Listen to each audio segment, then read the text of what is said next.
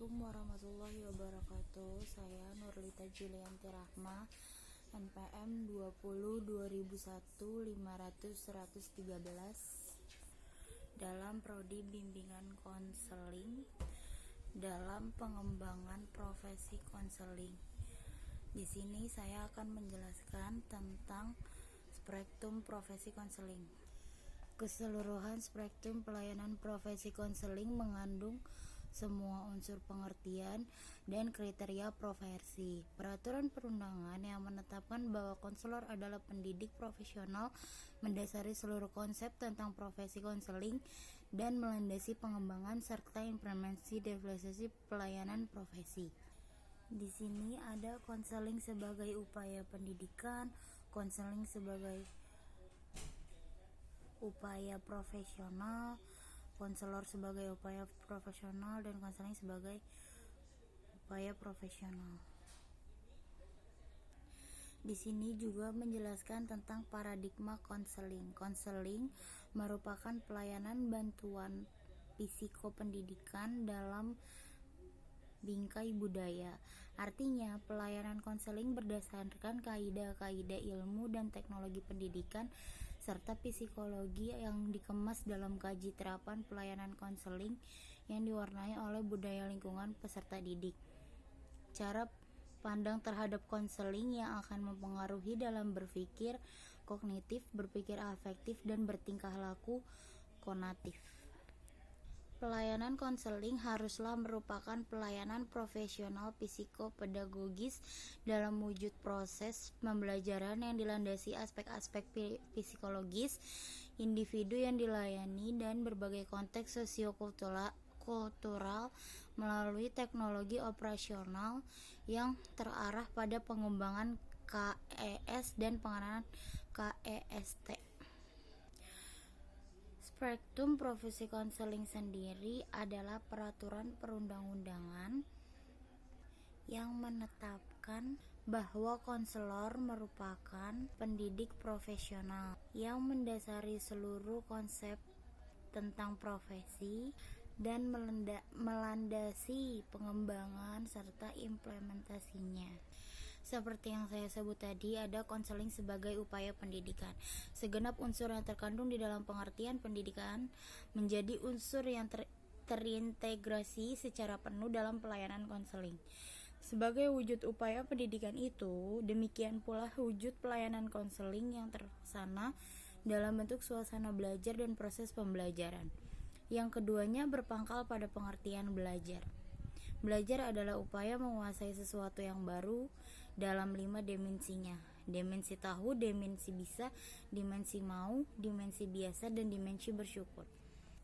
Pendidikan adalah usaha dasar dan rencana untuk mewujudkan suasana belajar dan pembelajaran agar peserta didik secara aktif untuk mengembangkan potensi dirinya masing-masing. Di dalam kegiatan itu sendiri, dalam kegiatan pembelajaran mengupayakan agar terdapat wujud nyata upaya pendidikan di dalam arti yang seluas-luasnya termasuk profesi konseling dan sasaran konseling. Yang kedua tadi juga sudah disebutkan bahwa ada konselor sebagai pendidik profesional.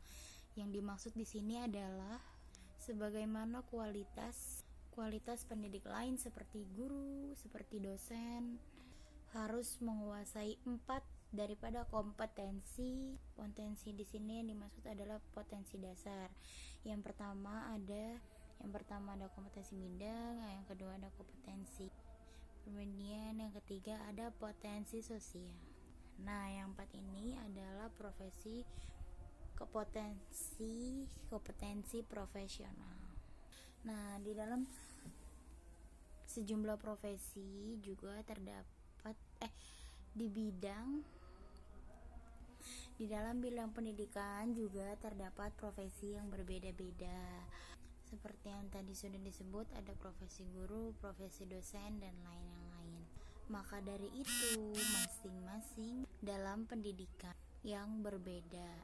Di sini juga menjelaskan bahwa spektrum profesi konseling ini ada arah, etika, dan prosedur dasar. Arah dan etika ini yang dimaksud adalah seluruh unsur dari keempat kompetensi dasar konselor sebagai pendidik profesional itu menyatu, bersinergi, dan berkimiawi dalam diri konselor, yang kemudian terimplementasikan dalam kegiatan nyata pelayanan konseling profesional terhadap subjek sasaran pelayanan dengan OPS. Arah dan etika dasar itu ada upaya konseling yang bertujuan mengembangkan KAS, kehidupan efektif sehari-hari, dan menangani KEST, kehidupan efektif sehari-hari yang terganggu. Dengan pengendalian diri, fokus ke pemandirian pribadi dan pengendalian diri.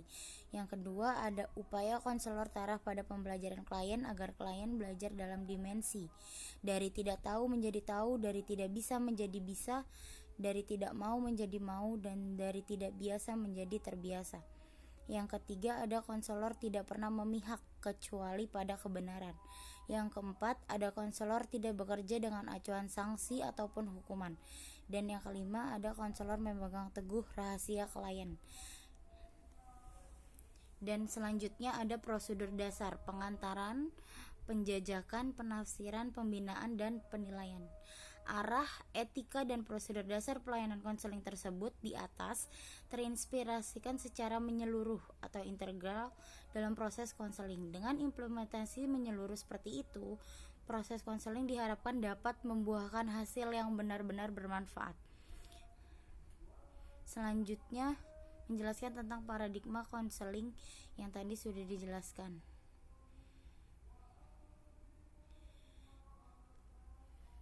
Demikian penjelasan tentang spektrum profesi konseling dari saya. Kurang lebihnya mohon maaf. Wassalamualaikum warahmatullahi wabarakatuh.